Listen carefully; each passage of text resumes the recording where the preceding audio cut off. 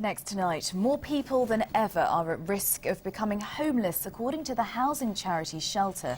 They claim up to 15,000 households here in the East Midlands face potential eviction or repossession. The rate in Nottingham is second only to London. With more, here's Quentin Rayner. 61-year-old Stuart Taylor has lived at his Bilborough home for half his life and just a few months ago risked losing it, unable to meet his mortgage payments. His diabetes has left him almost totally blind. With debts of around £30,000 from credit cards and payday loans, he's filing for bankruptcy and ownership has passed to a housing association, with him remaining as a tenant.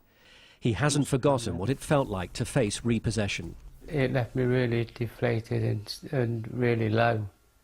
It was like having a black cloud over my head all the time, non-stop. I couldn't sleep at night, worrying about it. Based on the number of mortgage and landlord possession claims in the last year, the housing charity Shelter says 15,000 households in the East Midlands are at risk of losing their homes. In Nottingham, 1 in 60 homes are at risk of repossession or eviction. In Leicester, the figure is 1 in 71, followed by Derby, where it's 1 in 95. I think the figures today are very shocking, but unfortunately at Shelter they're not surprising. We take nearly 500 calls a day from people to our helpline who are worried about losing their home. And what these figures confirm is that more and more families, almost one on every street, are struggling to balance finances which are, balanced on a knife edge. Stuart Taylor has been helped by a charity specialising in housing-related debt.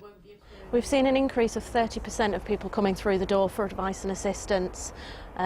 We've had Nottingham is the highest rate of mortgage repossession outside of the London area. Last year alone we had 210 referrals for mortgage repossession.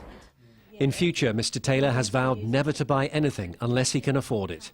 Quentin Rayner, BBC East Midlands Today, Bilborough.